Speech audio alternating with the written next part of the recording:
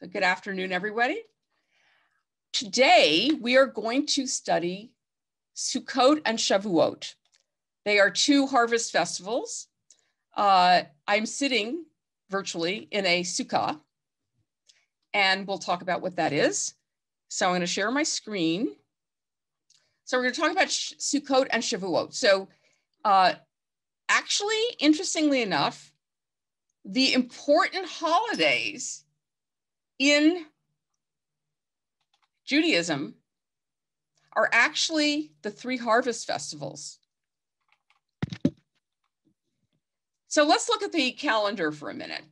So these are the Jewish months, which I mentioned, I think, last time, that are based on the Babylonian months. And remember, I told you Nisan is the first month. That's when Passover happens. And Rosh Hashanah is the first month in the post-biblical calendar. And the next slide is going to show you why our calendar is focused on these three. So if you look at this beautiful calendar, and this is very similar to the weather and the conditions in California, or Southern California anyway, not in Northern California. So you see that the harvest is very important, right? This is, people have to eat. That's the most basic thing. And so you've got the rainfall here, and the harvest is all, of course, based on when you plant, when you sow, when the rain falls, when it stops falling. So the three important holidays here are Sukkot, Passover, and Shavuot, all harvest festivals. And Rosh Hashanah is over here. So, as I said, Rosh Hashanah and Yom Kippur are not really the important holidays in the Bible. It's these three harvest festivals. And it's all based on rainfall. Now, the three harvest festivals have each been overlaid with historical reality, which we'll talk about as we go through the different holidays. Passover is something we're going to talk about, I think it's next week or the week after. And of course, the historical reality that got superimposed on Passover is the Exodus from Egypt. It's not entirely clear that the whole business about eating matzah and all that is based on the Exodus from Egypt, as opposed to an agricultural festival where it was the barley harvest and you ate flat barley cakes. It depends on whether or not you're, a believer in the truth of the Torah, or if you believe scholars. And Sukkot is a holiday that, as you see here, comes right after Yom Kippur. And a sukkah is a hut, the one that I'm sitting in. And so the overlay for Sukkot is that's the time when we traveled through the desert, the wilderness, for 40 years, and we lived in these huts. But agriculturally, apparently, people who are farmers would go out into the field to collect the harvest, and they would stay in these little huts. So, and Shavuot, as we'll see, is the time when we supposedly receive the Torah. So the three pilgrimage festivals are also called Shalosh Regalim, which means the three pilgrimage festivals. So the men were supposed to 3 times a year go to the temple with an offering. So this is from Exodus: 3 times you shall keep a feast to me in the year. You shall keep the feast of unleavened bread. You shall eat unleavened bread for 7 days. And I commanded this to you in the time appointed in the month of Aviv, for in it you came out from Egypt, and none shall appear before me empty. And the feast of harvest, the first fruits of your labors, which you have sown in the field, and the feast of ingathering, which is at the end of the year, when you have gathered in your labors from the field. So the feast of harvest is Shavuot, and the feast of ingathering at the end of the year is Sukkot. That's the last harvest of the year. So these are the three pilgrimage festivals. And in Leviticus, it says, on the 15th day of the 7th month, when you have gathered in the yield of your land, you shall observe the festival of the Eternal to last 7 days. This is Sukkot, a complete rest on the first day and a complete rest on the 8th day. On the first day, you shall take the product of hadar trees, branches of palm trees, boughs of leafy trees, and willows of the brook, and you shall rejoice before the Eternal your God 7 days. You shall live in Sukkot in booths for 7 days. All citizens of Israel shall live in booths in order that future generations may know that I made the Israelite people live in Sukkot when I brought them out of the land of Egypt, I, the Eternal your God. So again, hadar is myrtle, and you take these 4 species, and you'll see what we do with them, and you do a ceremony, a ritual, which we'll look at. And you're supposed to dwell in booths. You actually eat meals in them, you sleep in them. And this is a commemoration of the time that we lived in booths during our wilderness wandering. So Tishrei is the new year, right? Rosh Hashanah happens in Tishrei, the 1st of Tishrei. 10 days after Tishrei, we have Yom Kippur. So 5 days after that, we have Sukkot. It's always a full moon because on the 15th of the month, that's when there's a full moon. The beginning of the month is a new moon, which is like a little teensy little sliver that you have to find. At the end of Sukkot, there's something called Shmini Atzeret, which actually the Reform movement doesn't really observe, which is going to make things very complicated, as I'll explain. But it means the 8th day of gathering. So on the 8th day, in other words, after Sukkot is over, there's an 8th day, and you observe Shmini Atzeret. And then after that, you observe Simchat Torah, which is the joy of Torah. And we'll talk about what that is. What's confusing is that since the Reform movement does not observe Shmini Atzeret, our Simchat Torah falls on the day that the conservative and Orthodox observe Shmini Atzeret.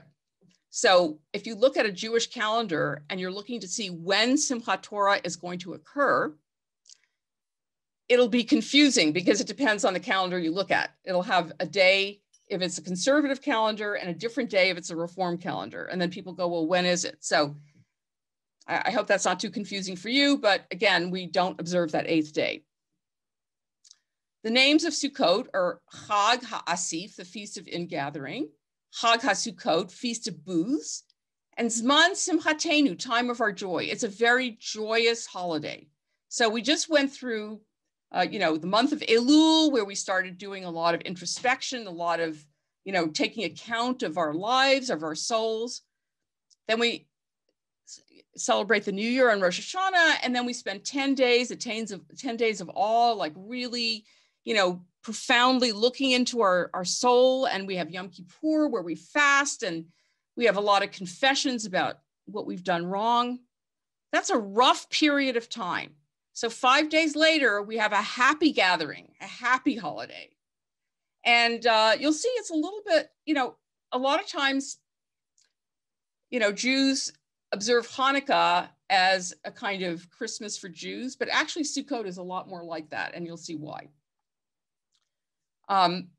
Also, as I mentioned, I think when we did the high holidays, even though Yom Kippur is the end of the high holidays, and it's when the gates are closing during the Ne'ilah service, the rabbis say that the door is still, or the gates are still a little bit open until Sukkot, which is all beautiful. The fact is you can repent anytime you really want, but that's the way the rabbis look at it.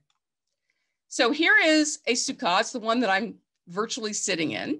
This is one that was built by some congregants on my front patio. Usually it's built at the temple, but this year because of COVID, we didn't build it.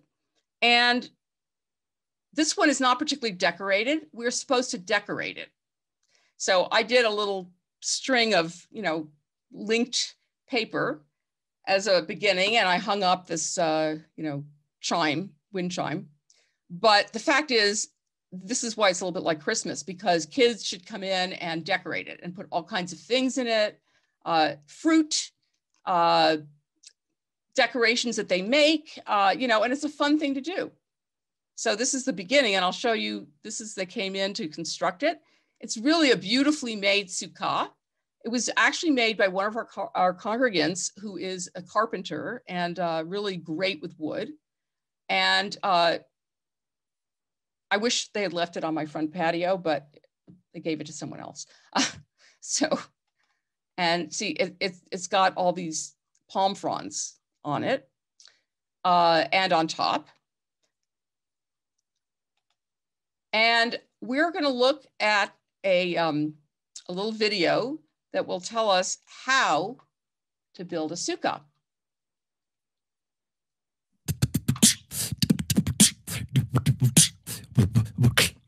How to make a sukkah. A sukkah is a hut. You can build it yourself. When the Israelites ran from slavery in Egypt, they lived in sukkahs. Today, people build a sukkah and live inside it for a week to celebrate the holiday of Sukkot. If you want to build a sukkah, follow these steps. Step 1, build walls. A sukkah is a shelter. It can have 2.5, 3, or 4 walls. You can use anything you want, including an already existing structure. For the next week, this is going to be your home. Step 2, build a roof. A sukkah roof, or skach, should be constructed of natural tree branches, leaves, or bamboo. Tree material. It should cover most of the roof, but leave enough room to see the stars. There are all sorts of rules about sukkahs. Rule 1. You can't use an animal for the wall of a sukkah. Rule 2. No 2-story sukkahs. Rule 3. A sukkah tree house is okay, but no tree branches hanging over the roof. The final step, decorate. You can decorate the walls of a sukkah, hang gourds, decorations, or a chandelier from the skach. Remember, you want to see the stars. Also, make sure the lulav and the etrog are taken care of. Okay, now you're ready to move in. There are 2 blessings to say in sukkahs. One is about sitting in the sukkah. Baruch atah Adonai, Eloheinu melech haolam, asher kidshanu b'mitzvotav v'tzivanu leishev b'sukkah. The other one is only for the first night. It thanks God for giving us another holiday to celebrate. Baruch atah Adonai, Eloheinu melech haolam, shehechianu v'ki yamanu v'hi giyanu lazman hazeh. If it's raining, you don't have to stay in the sukkah. You can just go in your house.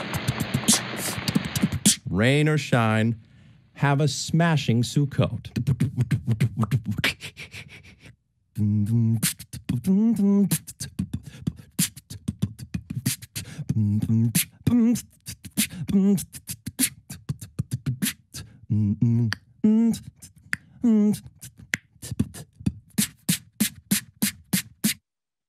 I love the fact that they tell you that you can't use an animal as one of the walls, as though anybody would think about doing that. But this is how the rabbis of the Talmud think. It's really crazy. They do the same thing with the eruv. I may have mentioned this when I talked about the eruv last time. You know, this is the string that goes around a neighborhood to keep a private domain larger than just your house. And they go through all these permutations to see what constitutes, you know, the demarcation of the domain. Well, what if it's a pile of garbage? And then if the garbage gets taken away, what happens? Or what if it's, you know, the coastline or something like that? And it's so crazy. You know, they go to these like extremes, like anybody would think about putting an elephant there. But seriously, this is the kind of thing the rabbis worry about. You know, they had a lot of time in their hands. All right, this is a really fancy sukkah. Giant, right? Most people don't have a sukkah that looks like this. This is obviously a restaurant that, you know, decided, oh, this would be a good thing to do for Sukkot. This is more like what people do. Now, you see here, they're just using like a kind of a tent or just cloth or whatever. That's fine. The top has to be the shkach, which is I love that word, a shkach. It's so hard to pronounce. That's the top, the roof, and it has to be made out of natural materials. And as I said in the video, you have to be able to see the stars. The rest of it can be, you know, other kind of material. And you see that it's all decorated. The kids came in and decorated it with fruit and those chains that seem to be ubiquitous. And there's a table there because that's where the family's going to have a meal. Now, you don't have to live in it for 7 days without ever leaving. What people do is they will have meals in there. They'll have, you know, if the weather's okay, they'll have a little sleepover in there. But you don't have to spend your entire, you know, life there. Here is Israel. Now look at these very odd sukkot that are actually on people's balconies. It's fine as long as it's not a 2-story sukkah because you have to be able to see the stars. But you see these people living in an apartment building, they all have different sukkot hanging off of their balconies and that sort of thing. Obviously, you probably haven't seen many out here because there aren't that many Jews, and there are very few Jews that actually build a sukkah. You can buy a kit. I think they're like something like $300, or you can make your own like our carpenter did. So the sukkah is open to the elements. There needs to be enough space in the roof for rain to get through, and it cannot shelter us from the cold. Yet it is in the sukkah that we are invited to feel God's presence in our lives.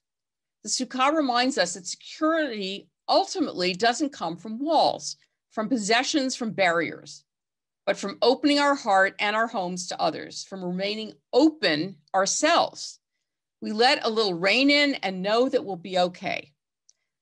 So actually, does the sukkah remind anybody of something else that we use in Judaism?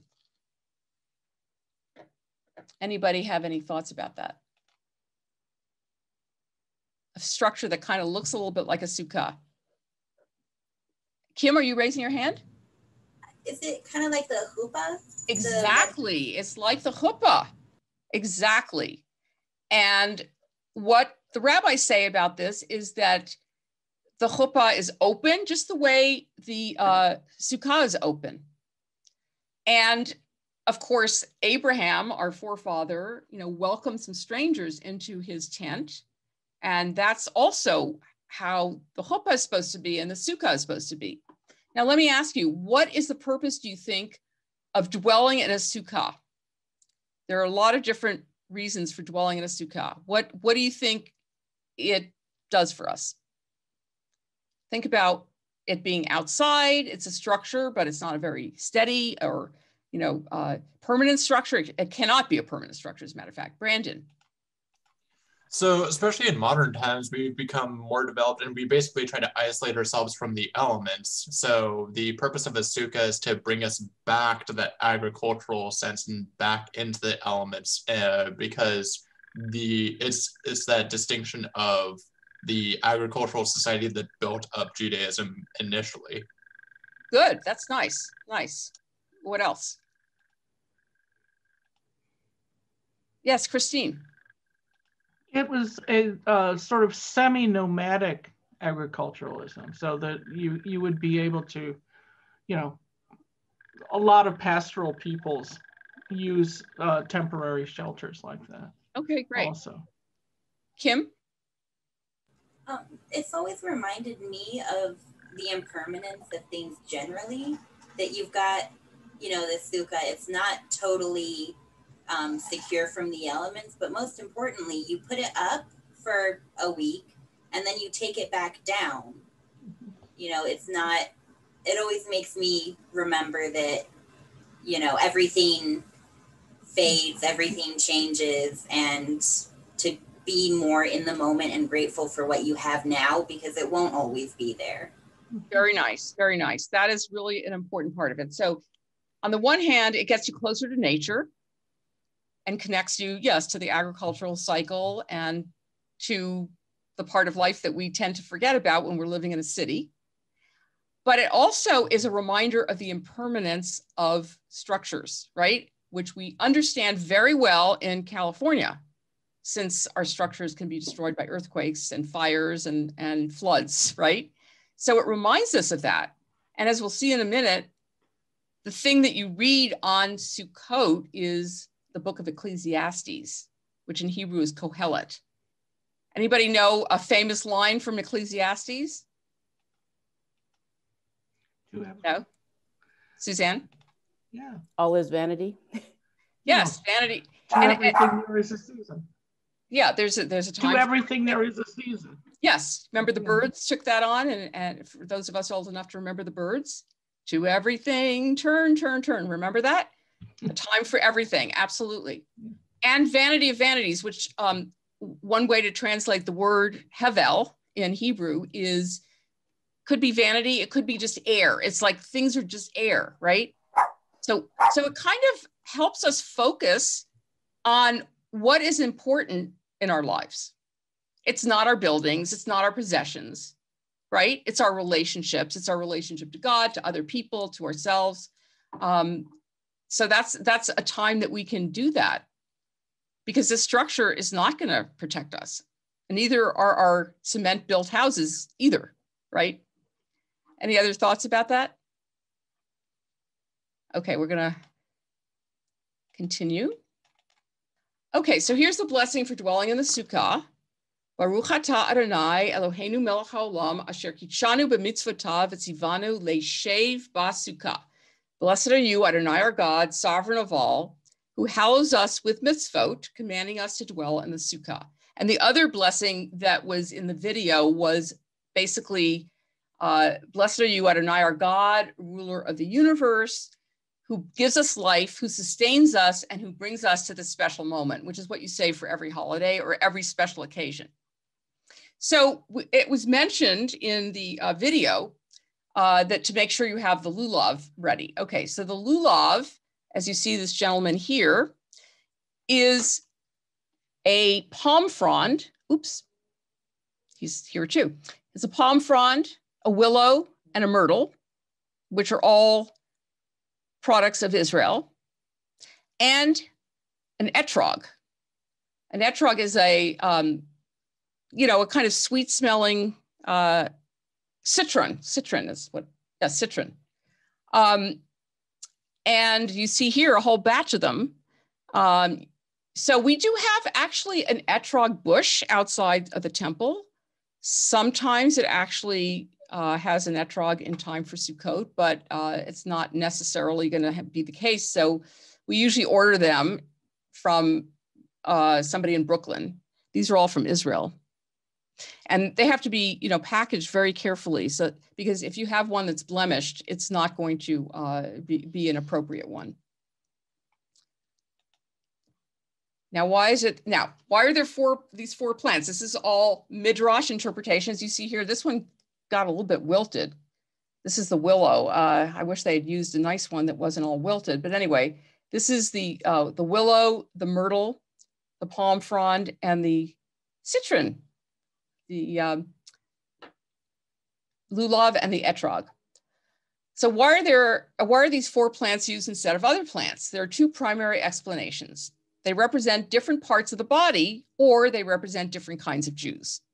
So different parts of the body. So the myrtle leaf, which is a small oval, represents the eye. If you look at these myrtle leaves, they look a little bit like eyes. The willow leaf, when it's not completely wilted, represents the mouth. And the etrog represents the heart. And of course, they forgot to say that the palm frond represents the spine. And they should join together when we perform the mitzvah of, you'll see, the waving of the lulav. So they're held together during the service. And when you go around the sanctuary, it's called a hakafah. Hakafot is the plural. And this is what they used to do in the ancient temple in Jerusalem. And it's known as Hoshana because while the procession is made, we recite a prayer with the refrain, Hoshana, please save us. And interestingly, when you wave the lulav, it's the palm fronds that do this, they make the sound that sounds a little bit like rain. And it's almost like the Native American rain dances, because you go around waving the lulav, because if you remember from the that graph I showed you, the rain is going to start right after Sukkot. And so you want it to rain. After Passover, you want it to stop raining, because if you have rain after Passover, it's going to wreck your harvest. That's as much as I know about agriculture. Okay, here's another interpretation. The etrog has a pleasing taste and a pleasing scent, and that represents Jews who have knowledge of Torah and performance of mitzvot. The palm branch, which produces tasty fruit but has no scent, you could eat it, but it doesn't smell like anything, represents Jews who have knowledge of Torah but are lacking in mitzvot. So there are people who spend a lot of time studying Torah, but they don't actually go out and do anything about it, right? The myrtle leaf, which has a strong scent but no taste, represents Jews who perform mitzvot but have little knowledge of Torah. So there are people out there who, for example, are very committed to social justice, and they'll go out and they'll do all kinds of wonderful things, but they don't know so much about Judaism.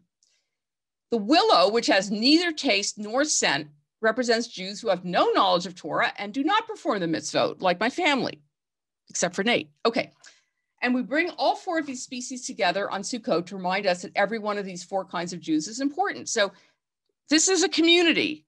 We put them all together because there are people who are knowledgeable in Torah who also perform mitzvot. There are people who do one, not the other. There are people who do neither. We're all important as Jews in the community. So that's a beautiful interpretation of the lulav. They also represent the four types of ecosystems in the land of Israel.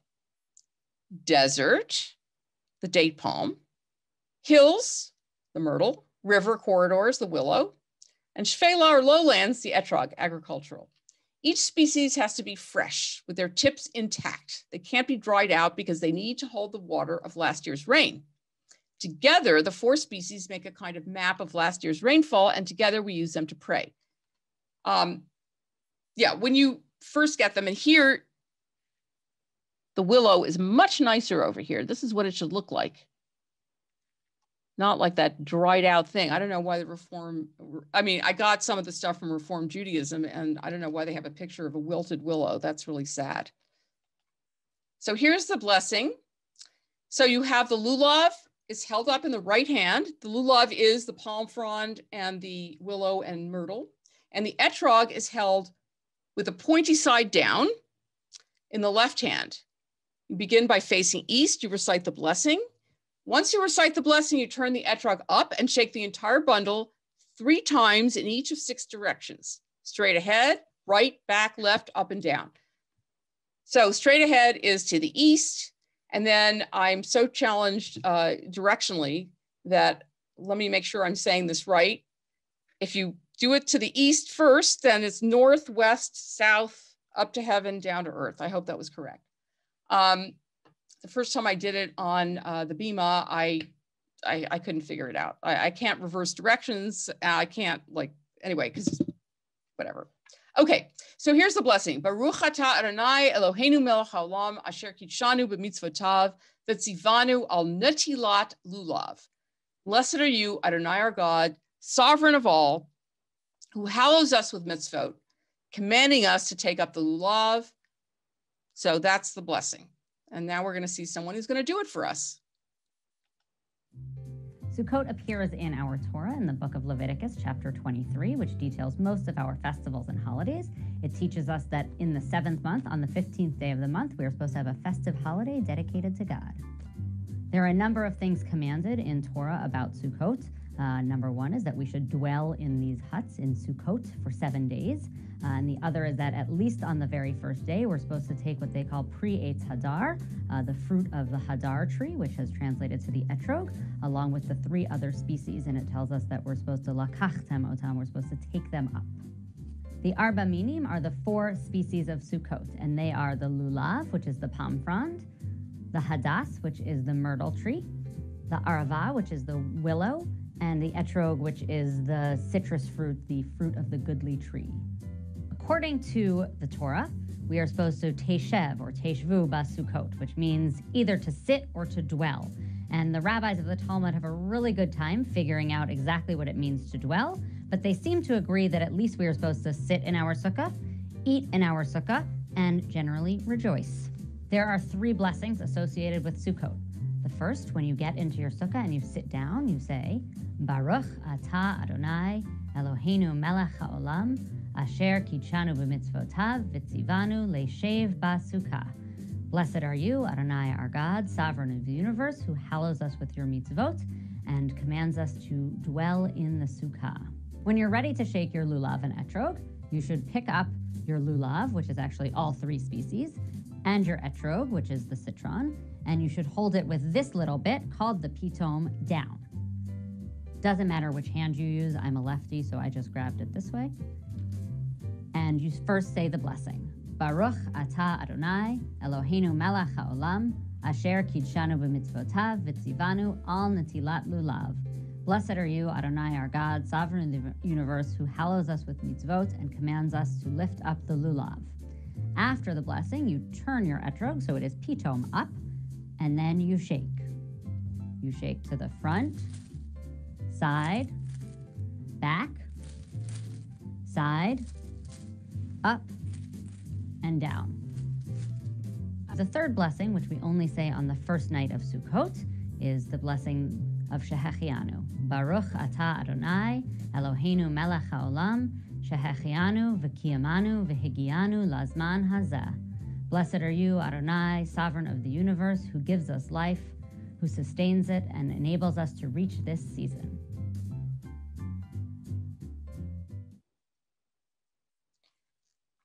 By the way, reformedjudaism.org, I've talked individually to some of you about it, is a very, very good place to go for information. You'll get background on holidays, on rituals, on services, you'll get recipes, you can listen to blessings on it. So I highly recommend going to reformedjudaism.org if you have questions about it. And by the way, the reason you wave in 6 directions is because that's where God is, all over the place. And some people add waving it towards yourself because God's there too. No, I do not want you anymore. Okay, why is she still? I'm trying to go forward. Next. Okay, here we are. So here is Kohelet, which is Ecclesiastes. The words of Kohelet, son of David, king in Jerusalem, vanity of vanities. So that's how it's interpreted here. As I said, it can be like sort of air. There are different ways of interpreting that word, hevel. Vanity of vanities, all is vanity. What profit has man in all his toil that he toils under the sun? A generation goes and a generation comes, but the earth endures forever. You know, like we live, we die, the world goes on. The world doesn't really care that much about us. The sun rises and the sun sets, and to its place it yearns and rises there. So, you know, the world goes on. We don't mean all that much. It's not the most uplifting set of verses, but it just reminds us of our place in the universe. You know, we're not as important as we think we are. We need a little humility. Ecclesiastes itself is all about duality. One could frame it as a dialogue between reality and alternate reality. Hey, that's something we can really relate to these days, right? Reality and alternate reality. In the key of Greek philosophical ideas of its time, a back and forth between the hevel, futility, and breath are also translations of an absurdly short breath and span of time humans have to live, and the possibility within that of accomplishing something meaningful and experiencing joy. So, you know, we're not that important in the scheme of things, but we can still have significant lives. The contradictions seem central to the book. Michael Fox says that Ecclesiastes, or Kohelet in Hebrew, recommends simcha, joy, and emphasizes the transience of human life. So in a certain sense, I did say this was a joyful holiday. You know, in some ways, maybe if we don't take ourselves so seriously, we can be more joyful, you know, and we can think about how we can be significant in the world. That's a way to understand Kohelet. There are obviously many, many ways of understanding it. Another thing that we do during Sukkot is invite ushpizin, who are basically invitees to our Sukkah. Now, traditionally, we're supposed to invite our patriarchs and matriarchs. And sometimes kids will hang pictures of Abraham and Sarah and Jacob and Rebecca and Rachel and Leah and Isaac and all of these wonderful patriarchs and matriarchs. But you can also say, hey, I'd like to invite Ruth Bader Ginsburg, or I'd like to invite, you know, somebody who is alive. And obviously you also want to invite real people. So again, this is part of that whole being open to welcoming other people into our space. So let me ask if there are any questions so far about Sukkot. Any comments, questions? No? Okay, then we'll go on to, so this is actually a picture that I took in our sanctuary. Simchat Torah, which is right after Sukkot is over, we celebrate the Torah. And it's very often the case that what we do is we unfurl the Torah all the way around the sanctuary. And what you're supposed to do on Simchat Torah is you read the very end of Deuteronomy, and then you go back and read the very beginning of Genesis. So in other words, Deuteronomy being the last book of the Torah, Genesis being the first book. You complete the cycle of Torah reading, and then you start all over again. Simchat Torah is the moment when that happens. The lady here with the red is our wonderful Torah and bar mitzvah tutor, Carol Lee. And what she does usually is she has somebody read from each book of the Torah. And you see how big the Torah is. This is the entire Torah opened up here. And it's also a joyful holiday where we do, again, hakafot, which are processions around the sanctuary carrying Torahs. And we sing, you know, songs of praise to God. And the nice thing is everybody can participate in this. You don't even have to be Jewish to hold the Torah up like this, even though occasionally you'll get someone going, how come somebody who's not Jewish is touching the Torah? But that's not, you know, a real thing.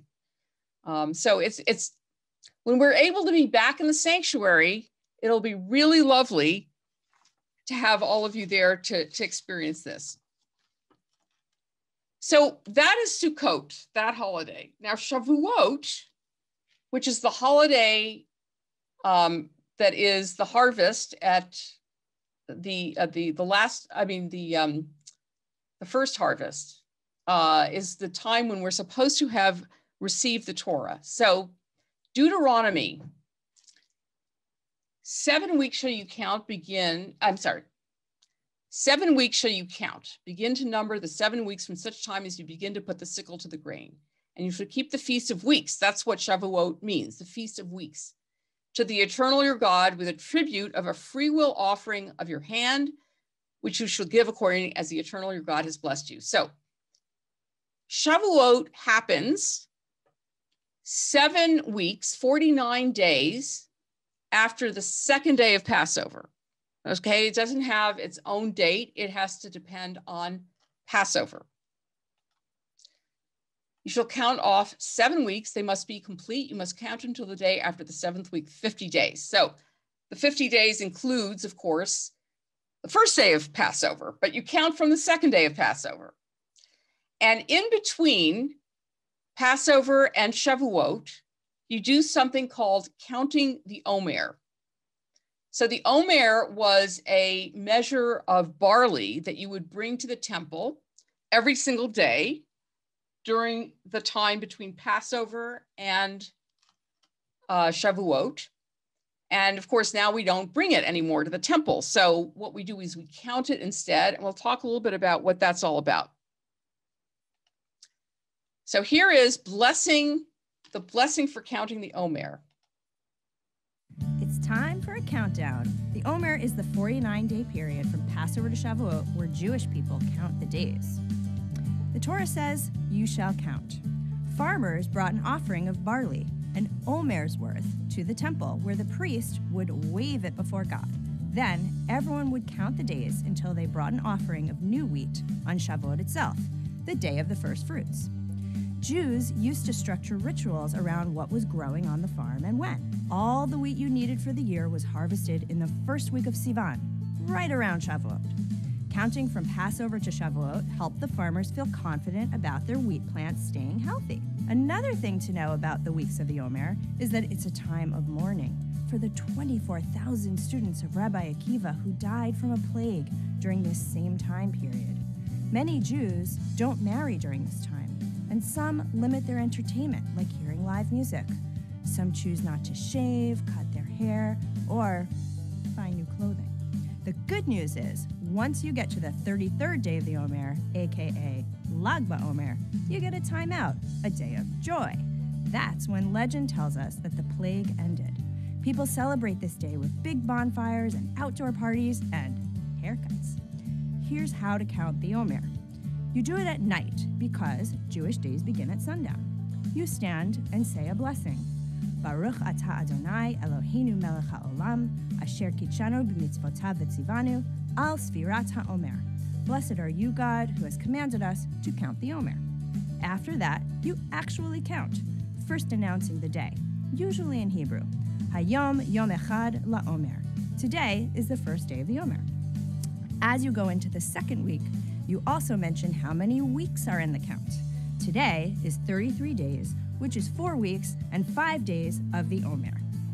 If you miss a day, many follow the tradition to count without a blessing each day afterwards. It can be hard to remember to count each day. Luckily, these days there are lots of tools to help you remind you how to count.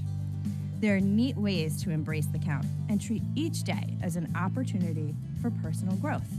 Some use mystical ideas to do this. Kabbalists describe 10 sfirot, or divine attributes.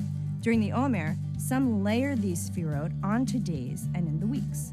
For instance, day 1 in each week is aligned with the attribute chesed, loving kindness.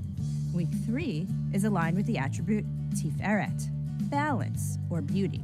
So, the first day of the third week, you could say, today is day 22 of the Omer, which is chesed shebetiferet, love within balance. As a spiritual exercise, you could then ask, what does love look like when it is balanced? Good question. There are great websites and books that can help you take this 49-day mystical journey, or talk it over with your friends and family. Some people gather their family or friends to connect over a theme related to each day of the counting. Others take it as an opportunity for crafting. A great source for inspiration here is Christian Advent calendars. May your wheat stalks be strong and dry, and may your wheat harvest last all year so you can have plenty left for your matzah baking next year. Happy counting!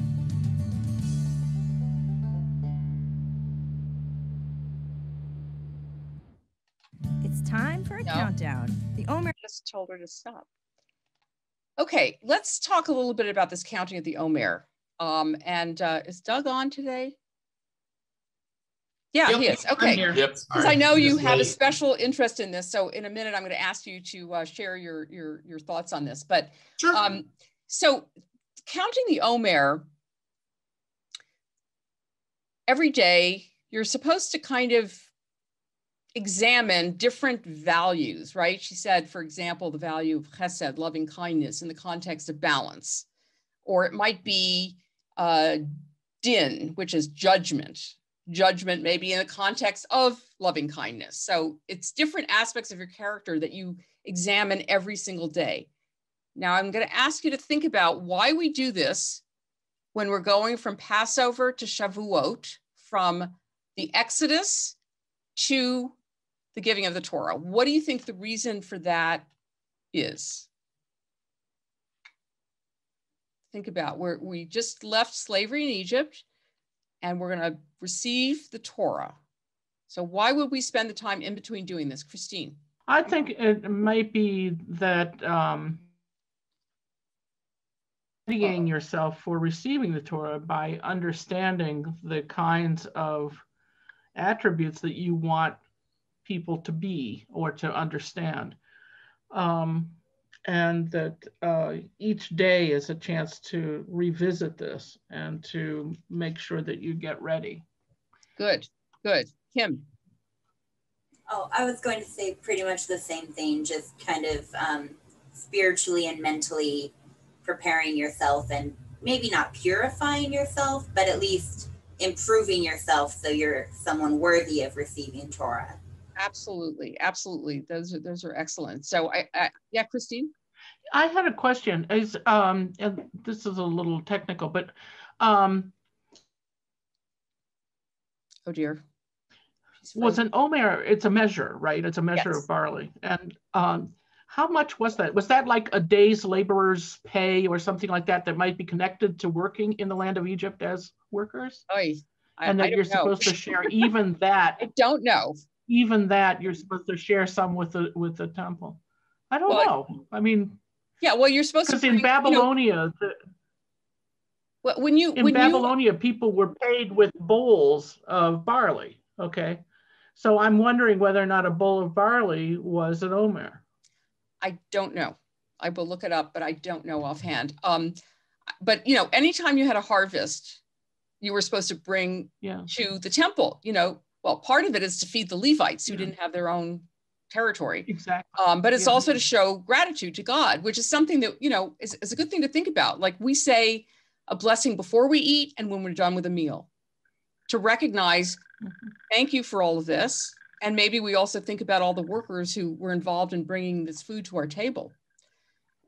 But I definitely think that this idea of counting the Omer and connecting it to different aspects of God, which we will talk about when we get to our session on God, the Kabbalistic ideas about God, is a way to be ready, right? To be ready to receive the Torah. So Doug, I'm going to ask you, because Doug counts the Omer, even though it's only usually from Passover to Shavuot, he also does it from Shavuot to the high holidays, right? Well, I count the Omer during the traditional time, but what happens is during that time, what I have found in my own practices as we kind of go through, by the time we get to the end of Passover, we finally get into summer, and it's almost this time where, things aren't going on as much at the temple. We don't have Torah study going on. So, and it's hot outside, but I don't want it to be a drought in my spiritual personal practice. So what I have done, and actually it started when I was 19 with a really awesome rabbi I was working with in San Francisco. And it was, as you're counting the Omer, we would journal and we would talk about things and we would discuss it as a group. And at the end of that period of time, you come up with some really interesting, junky things that you need to work on, right? Whether they are aspects of your life, if it's things that you're focusing on, things that you hadn't really thought about, maybe some things you're grappling with.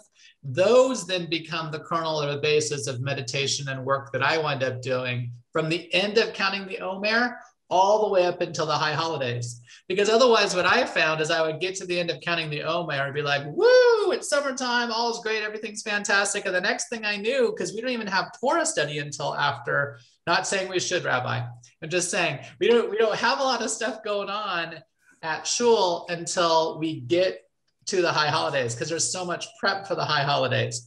But then if you think about it, all that we're doing and all that we're bringing to Rosh Hashanah and also to Yom Kippur, and we get there, and if it's been months since we've even contemplated our practice and where we are spiritually, to me, and only for me, it just felt like an interesting drought that I needed to fill in with something. So I would take a lot of the stuff that would come up during the counting of the Omer, since it's such a great time to delve in to spiritual practice, to Kabbalistic practices and concepts, to whatever's happening in your world, in your life, and things you want to focus on. And then you come out of that period of time, you then have other things to focus on that will take you all the way to the high holidays. And then you're so busy after the high holidays, because then you've got Torah study, you've got adult ed, and you've got all these cool things. The next thing you know, it's Hanukkah. So, I mean, it's great. That's great. And that's Hanukkah is another one. I know we're not talking about Hanukkah, but it's a very similar thing. If you think about from the high holidays and taking that time to focus on these different spiritual components, for me, Hanukkah was always one of those that for each night, there's also a bigger, broader focus to bring attention to what's happening in our bigger, broader world, our community, ourselves. So it just seemed for me that there was this lull, and the rabbi had said to me, Rabbi Cohen in San Francisco, he was notorious for sending you off on these journeys. And my particular journey, he was, well, you know, you have some really important points that you came up with during the counting of the Omer. Yeah, he said, so why are you going to leave it at the end of that? Go back, take those, explore those for longer periods of time.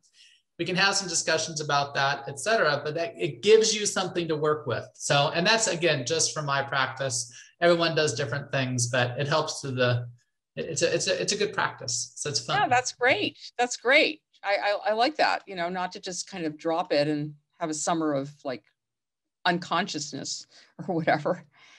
Any other questions or comments? Okay, we're going to take a break until 2:10, and we'll finish up on talking about Shavuot, but then I'm going to do some breakout rooms, which I finally have time to do with the Book of Ruth. Yes, yay. I've been wanting to do this for, you know, the whole time we've been having the class, but haven't had the time. So now we do have the time. So we'll see you again in 11 minutes.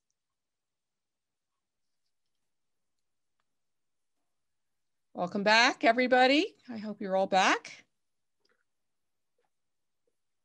There we go. Okay, thanks, Christine. I think I got it already, but I will make sure. Okay, got a couple more slides to share, and then we're gonna go into some text. So here are some names for Shavuot: Chag HaKatzir, Feast of the Harvest; Chag HaShavuot, Feast of Weeks; Zman Matan Toratenu, time of the giving of our Torah. And here are the different things that are done on Shavuot. First of all, we read the 10 Commandments. We read the Book of Ruth. We'll talk about conversion.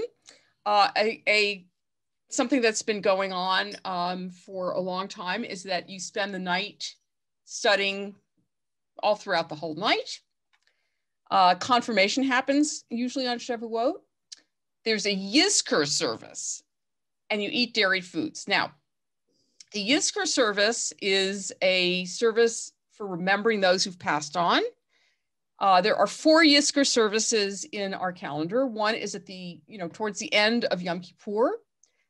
And it's also at the end of the 3 harvest festivals where we remember those who've passed on. And that's when you say the mourner's Kaddish for somebody that you were thinking about.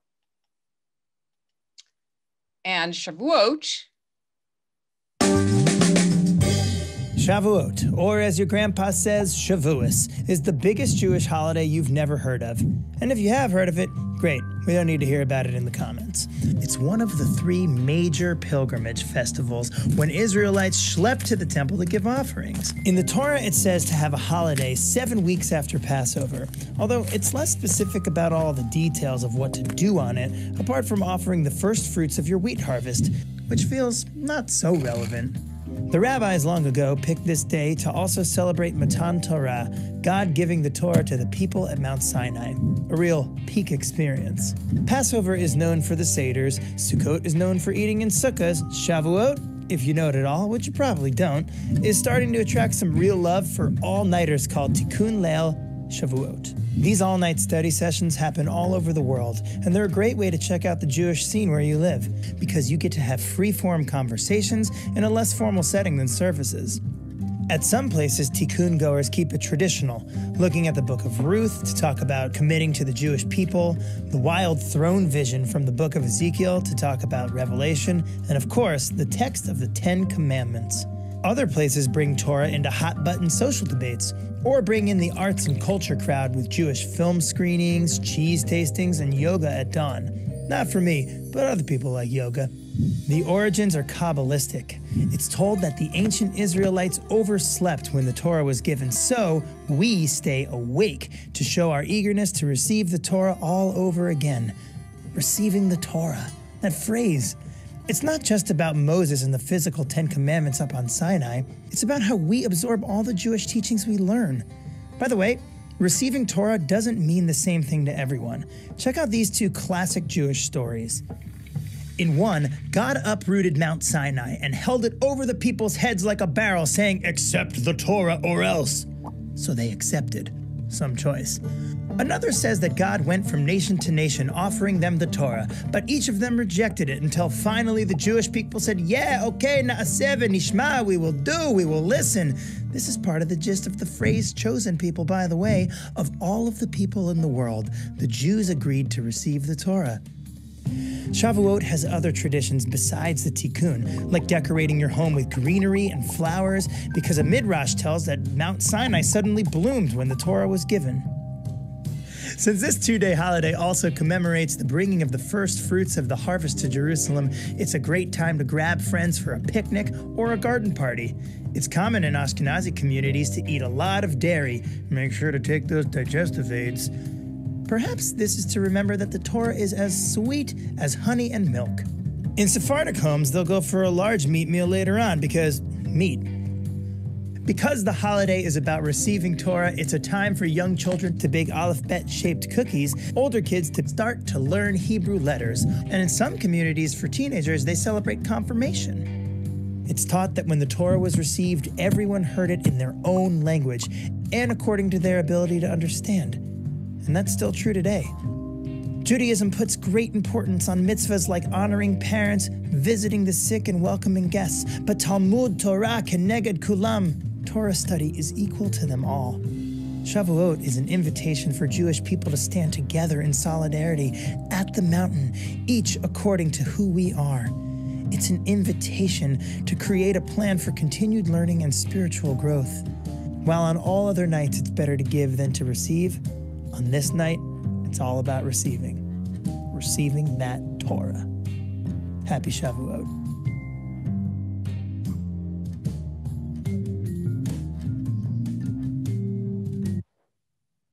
Okay. I wanted to show you the 10 Commandments because the 10 Commandments in Judaism are a little bit different from the 10 Commandments in Christianity. The first commandment is, I am God. That is sort of the sine qua non of accepting all of these mitzvot, all of these commandments. You have to know that they're from God. And then you shall not make any image of me or bow to it or worship it. You shall not take God's name in vain. If you look at this, it's a slightly different organization of the mitzvot here. So you can take a quick look at that and see how it's different from the Christian's one. Because the Christian one starts with, I am God, and you shall have no other gods. Because it's kind of weird to say that the first one is, I am God, a commandment. Not really. So I think it was reordered it was ordered differently by the Christians, because it's like, well, what is the commandment here? Okay. Now, the Book of Ruth, we're going to go into a little more detail. I want to share that with you. But before we start that, I want to just see if there are any questions or comments. Okay. Let me find my Book of Ruth here. Here it is. Okay. I'm going to share, we're going to read through the first chapter of the Book of Ruth, which is what we read the Book of Ruth for Shavuot. And let's see why. So this is the beginning of the Book of Ruth. So does somebody want to read this? No. That's great. You want to read it, Stephen? Stephen, do you have your hand? You have your hand up. I don't know if you. Yeah. In the days when judges ruled, there was a famine in the land. Certain parts of the land of Bethlehem in Judah went to live in the country of Moab. He and his wife and 2 sons. The name of the man was Elimelech, and the name of his wife was Naomi. And the names of his 2 sons were Mahlon, Chilion, and they were Ephrathites from the Bethlehem of Judah. They went into the country of Moab and remained there. But Elimelech, the husband of Naomi, died. She was left with her 2 sons. These took Moabite wives. The name of the one was Oprah, the name of the other was Ruth. When they had lived there 10 years, both Melhon and Chiron also died, so that the woman was left without her 2 sons and her husband. Great, thank you. Those were very difficult names to read, so you did a great job. Does somebody want to pick it up here? She's crazy. I can, Rabbi. Thank you, Doug. Yep. Then she started to return with her daughters-in-law from the country of Moab, for she had heard in the country of Moab that the Lord had considered his people and given them food. So she set out from the place where she had been living, she and her 2 daughters-in-law, and they went on their way back to the land of Judah. But Naomi said to her 2 daughters-in-law, "Go back, each of you, to your mother's house. May the Lord deal kindly with you as you have dealt with the dead and with me. The Lord grant that you may find security, each of you, in the house of your husband." Then she kissed them, and they wept aloud. They said to her, "No, we will return with you to your people." But Naomi said, "Turn back, my daughters. Why will you go with me? Do I still have my sons in my womb, that they may become your husbands? Turn back, my daughters, go your way, for I am too old to have a husband. Even if I thought there was hope for me, even if I should have a husband tonight and bear sons, would you then wait until they were grown? Would you then refrain from marrying? No, my daughters, it has been far more bitter for me than for you, because the hand of..." Sorry, the screen just moved on my end. Oh. Sorry, I moved my screen. Would you for me then for a husband tonight? Would you then wait until they're grown? Would you then refrain from marrying? No, my daughters, it has been far more bitter for me than for you, because the hand of the Lord has turned against me. Then they wept aloud again. Orpah kissed her mother-in-law, but Ruth clung to her. Great. Okay, someone else want to pick it up? Okay, so she said, "See, your sister-in-law has gone back to her people and to her gods. Return after your sister-in-law." But Ruth said, and this is very important, "Do not press me to leave you or to turn back from following you. Where you go, I will go. Where you lodge, I will lodge. Your people shall be my people, and your God, my God. Where you die, I will die. There will I be buried. May the Lord do thus and so to me, and more as well, if even death parts me from you." When Naomi saw that she was determined to go with her, she said no more to her. So the 2 of them went on until they came to Bethlehem. When they came to Bethlehem, the whole town was stirred because of them. And the women said, "Is this Naomi?" She said to them, "Call me no longer Naomi." Naomi means pleasant. "Call me Mara," which means bitter. "For the Almighty has dealt bitterly with me. I went away full, but the Lord has brought me back empty. Why call me Naomi when the Lord has dealt harshly with me and the Almighty has brought calamity upon me?" So Naomi returned together with Ruth the Moabite, her daughter-in-law, who came back with her from the country of Moab. They came to Bethlehem at the beginning of the barley harvest. It's the beginning of the barley harvest, which is why we bring those measures of barley. Okay, I'm going to put some questions in the chat. Okay, there they are. What happened to my first question? There they are. Okay. I want to say a few things to you before we break up into groups. First of all, Moab is a big enemy of Israel, okay, out in the desert. And it says in the Torah that you shall not bring a Moabite into the community. You shall not marry a Moabite. Okay, so that's one thing to keep in mind.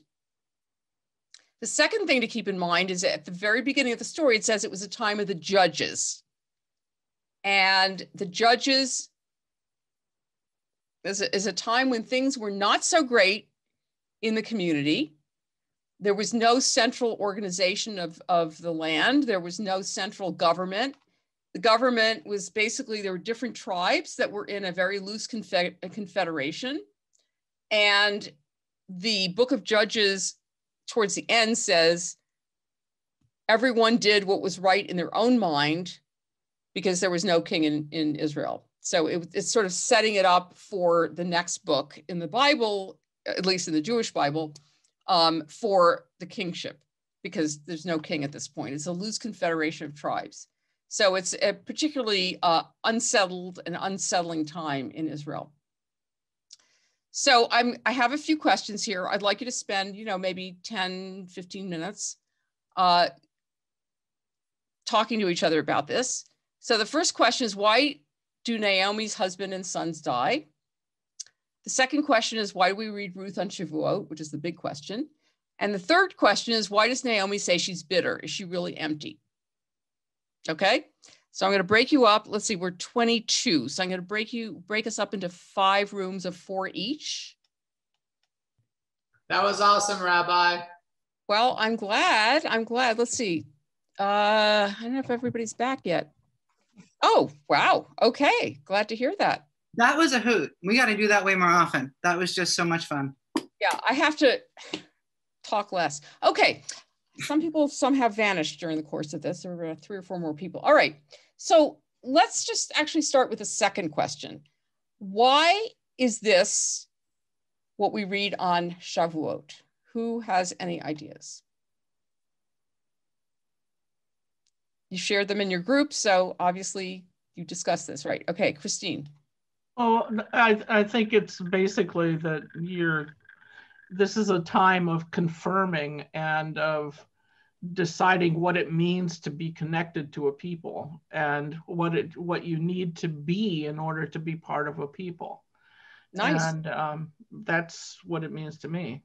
Okay, great. Other ideas about it? Tammy. I'm not going to take credit. This wasn't organically my idea. It was my group consortium. So what we came up with was this notion that Ruth received the Torah in her heart, right? Playing out the balance of her actions. So what a great example for us at this time. Great. Kane? In my group, I came to the conclusion, and we kind of all discussed this, that Moab was a enemy to Judah at the time, and Naomi didn't want her daughters-in-law to come because they were Moabites. And Ruth decided to take God and the Torah in her heart and say, I'm going to take this oath and this covenant with God, and I'm going to come to Judah with you. And they both came on the on Shavuot, on the barley harvest, and she received Torah and God, and the holiday is all about receiving and everything. So I thought it was just a good story for that holiday and everything about. Very nice, very nice. Kim? I think it's in a midrash that talks about how every Jew, every future Jew received the Torah at Mount Sinai, born, unborn, they all received it, and Shavuot is a remembrance that we continue to receive it in each generation. And nice. So Ruth received the Torah, despite not being an Israelite and not being Jewish, she accepted the faith and went to it. And so for me, reading the book of Ruth is a reminder that we have all received the Torah, especially for me as a potential convert, as a hopeful convert, that not having that direct lineage doesn't necessarily mean that you haven't received Torah as well. Very nice. Okay, that's all very lovely. Absolutely. It's, taking on the Torah and taking on the responsibilities of being essentially an Israelite or a Jew. Yeah, Suzanne. Did they celebrate Shavuot at the time? I mean, because this was the time of the barley harvest. So when they went back to Bethlehem, were they actually celebrating Shavuot? Or was the holiday developed later? Well, theoretically, the agricultural festival existed already. The fact that it was the time of giving the Torah was something that was added later. And it was the barley harvest. Whether they were celebrating Shavuot at the time or not, I don't know. This is not a sort of true story in the sense it's about a real Ruth. So, you know, they might have been, but they never talk about the temple or anything like that. And by the way, there's no God in the story. You may have noted. Well, for those of you who've read the whole thing, it's 4 chapters. It's really pretty short. We don't have time to read the whole thing here, but you know, God does not appear at all in here. Okay, that's great. So let's go to the first question, why they die. Now, again, it doesn't say why. So this is all speculation, interpretation, but let's see what you came up with. Why does her husband and her sons, why do they die? I know you talked about this. Is somebody? Yes, Stacy.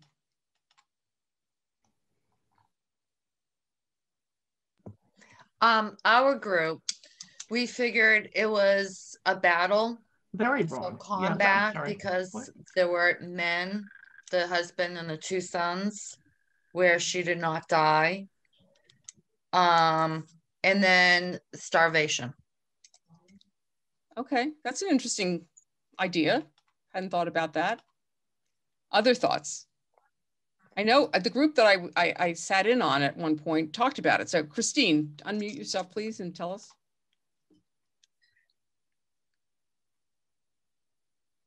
Yeah, what we talked about was that they married wrong. They married into the wrong group.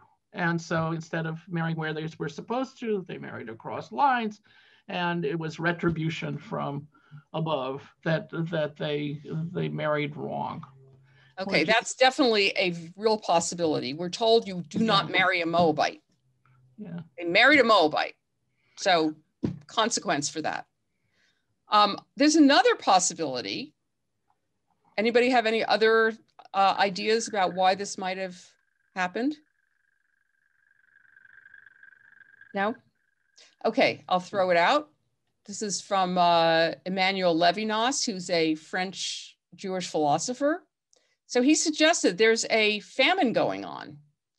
And what do? They leave. Kind of like, hate to say this, but a certain politician who left when things were bad and decided to go to a nicer place.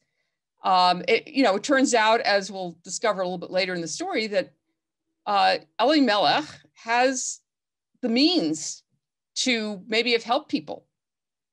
And instead of that, he leaves. That's not a great, thing to do. Not a great example for your children either, right? Okay, so they're gone.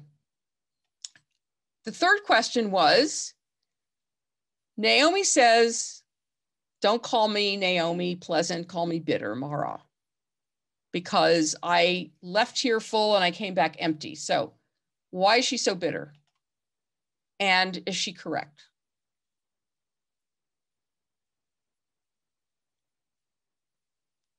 Okay, David, David Reed?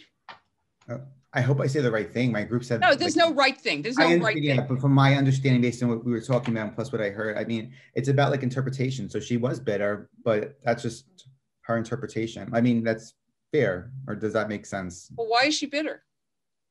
Well, she lost her husband and her son. Exactly. So why shouldn't she be bitter? You know what I mean? Exactly. She's got a right to be bitter. Of course. Tammy, what were you going to say? I mean, of course she's bitter. She's lost her family. She's, in the middle of her grief process. So maybe she's bitter, maybe she's angry. I mean, she's saying, this is where I'm at with this. And God bless her. I mean, who wouldn't be after all that loss and all that devastation? And we're talking in my group, and Ruth was saying, I'm in this very different place and it's bringing me closer to God, where Naomi was in a very different place and it felt like it was alienating her from God. And we were talking about how that really personifies the grief experience for a lot of people. Some of us feel alienated at points in our grief process. Some of us feel closer, and it can change from day to day, hour to hour too, which is probably the great art of the story, illustrating those two really different reactions. Right. Okay, Christine, Wow, thank you, Tammy. But I wanted to add a little something, which is that a lot of times in these sort of non-state peoples in general, there is a kind of reminder that people do constantly that everyone is supposed to share. Now, she's been gone for a very long time, and she comes back at harvest time. Okay, so she's also, oh, I've suffered so much and da da da. It's a reminder that she deserves being shared with because she has nothing. Mm-hmm. And I think that, you know, a lot of people do this. Sometimes it's seen almost as humorous in some people's. The San always make fun of it. And Harriet Rosenberg, who wrote about the San and this discourse of complaining among the elder women, that she almost called the article "Kvetches of the Kalahari." I mean, it's like there's this constant reminder, you know, you need to share, even, you know, even though they haven't participated in the growing of the food, they are of the people and they need to be shared with. So I don't know. I think that's part of it, on top of the bereft and the grieving process and all the rest that Tammy was so eloquent about. Right.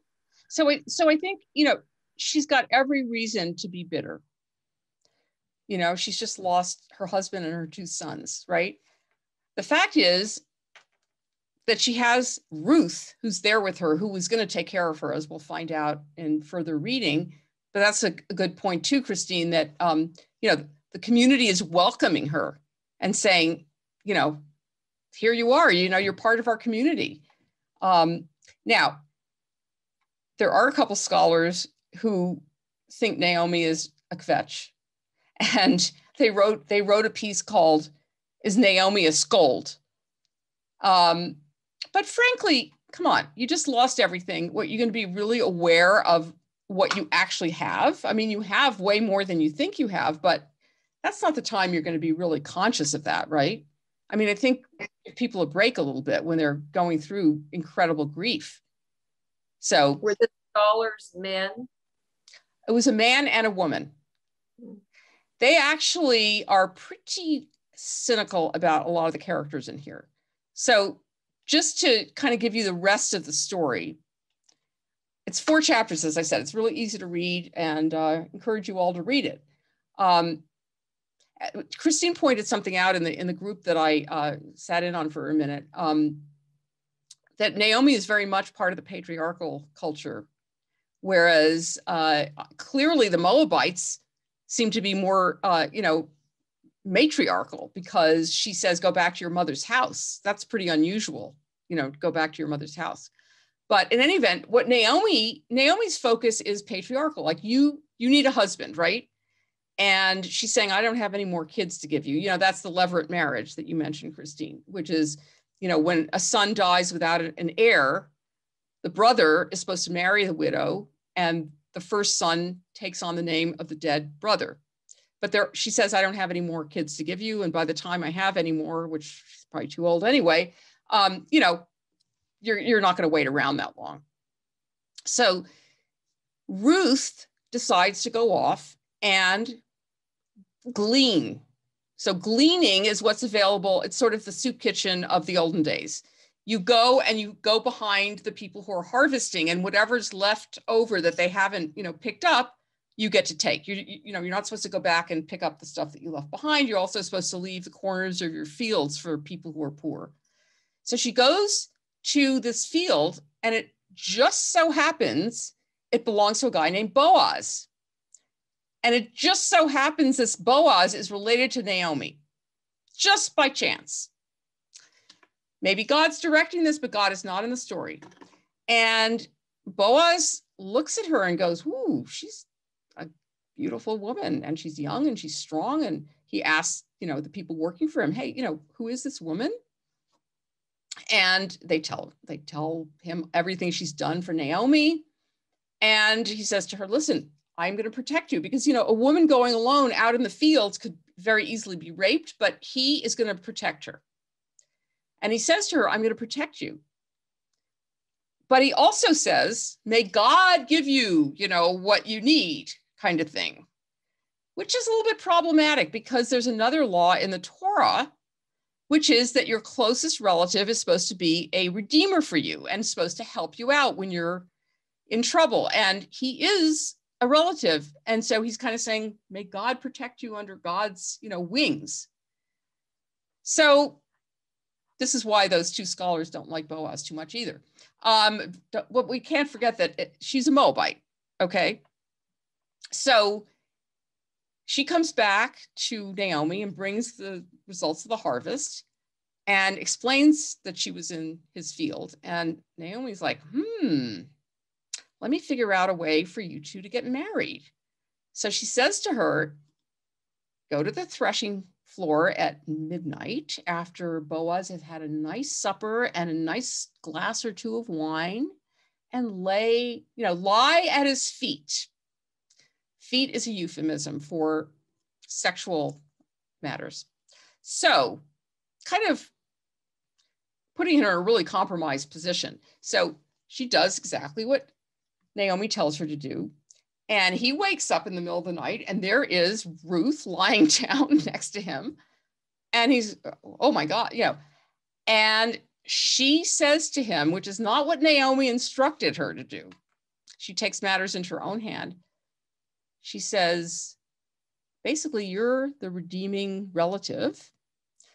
And she uses, so he had said, let God protect you under God's wings. And she says something about his skirts that he's wearing, and kind of uses the same language to basically say in a very subtle way, you're the one who needs to take care of me, not God. She doesn't say it in so many words. She doesn't say, hey, you know what? You haven't done your job. She's very subtle about it, kind of inviting him to step up. And he goes, okay, you know what? I am going to take care of this.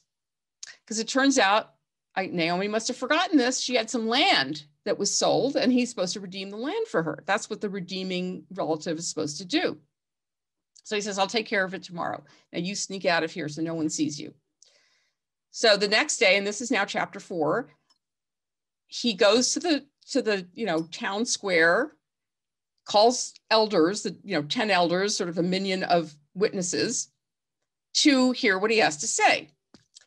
So it turns out that there is another relative who's even closer than he is.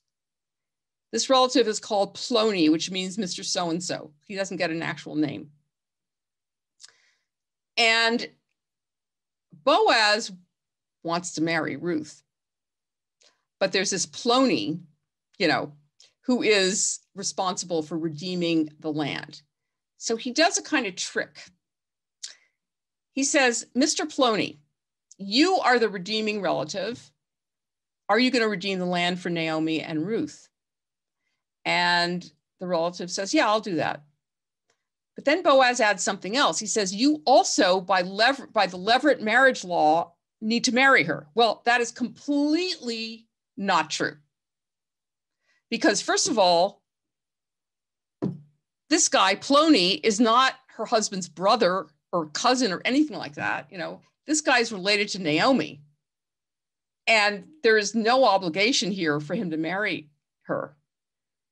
But what Boaz is doing is a sort of trick to make it sound like whoever is going to redeem the land is also going to have to marry her, which he's doing this to say, okay, well, Mr. Plony says, no, thanks. I don't want to do that, right? Because then he has to bring up some kid who's not even going to have his name, right? Who's going to inherit, but not be his real son. He's going to be the son of the dead guy.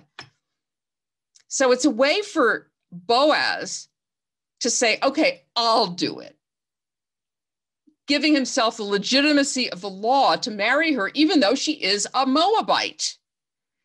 And the people say, hey, may you be like, our matriarchs and like Tamar and Judah, Tamar having done a transgression, she slept with her father-in-law. So they kind of know what's going on here, by saying that. But they're accepting it. And why are they accepting it? Because Ruth is the epitome of loving kindness. She came back, she took care of her mother-in-law. She was not worried about herself. She didn't care about getting married, really. And so she is being accepted into the community despite the law. And guess who she becomes at the end of the story? She's the great-great-grandmother of King David. Now, Kim said this tells us that, you know, we all receive the Torah. To me, what this says is you don't have to be born an Israelite or born a Jew. If you are a wonderful person, you are part of the community. And here is somebody, a Moabite, who is the ancestor of King David, from whose line the Messiah is going to come. And I think that's an amazing story, that in the end, she is going to be the ancestor of the most important king, the most important figure in our history, except for maybe Moses and Abraham. So it's really a beautiful message, I think. And by the way, she ends up having a kid with Boaz, and Naomi takes the kid and says, it's my kid, and whatever. Anyway, it's complicated, but I just want to add one other thing. And this is how the rabbis of our tradition explain why it was okay for him to marry a Moabite. Because even though the community in this story accepts her and Boaz marries her and all of that, there's still this problem. Didn't we say it wasn't okay to marry a Moabite? So what the rabbis say is, you know, Hebrew is a gendered language. So in Hebrew, it says, you shall not marry a Moabite. It doesn't say you shall not marry a Moabitess, or however the feminine would be in English. Therefore, he did not do any transgression, because God forbid that Boaz should make a transgression, right? And that's how they explain it. So it's a beautiful story. And she is, you know, really an exemplary woman who, you know, is taking care of her mother-in-law and making sure her mother-in-law has a descendant, which is her kid. And she is rewarded with this wonder. And Tamar and Judah, same thing. Judah is the, you know, tribe from which King David comes. And there was a transgressive act there too. Tamar sleeps with her father-in-law. And the community acknowledges that this is a similar transgression, but it's A-okay. So that is Shavuot. Okay, any last comments or questions before we sign off? Okay, well, I hope you enjoyed the story, and I hope you go and read it in the flesh. It's really not as long as I made it out to be. It's much more compact. But there's some issues here that I needed to illustrate, like the whole issue about a Moabite, the issue of the levirate marriage. Doug, did you have something you want to add? No, sorry. Oh, you unmuted yourself. So I didn't mean to. Sorry. Okay. All right. Well, I'll see you all soon. Okay. Thanks for joining today. Thanks, Rabbi. Thanks, Rabbi. Bye, everybody. Everyone. Bye. Great week. Enjoyed my group too.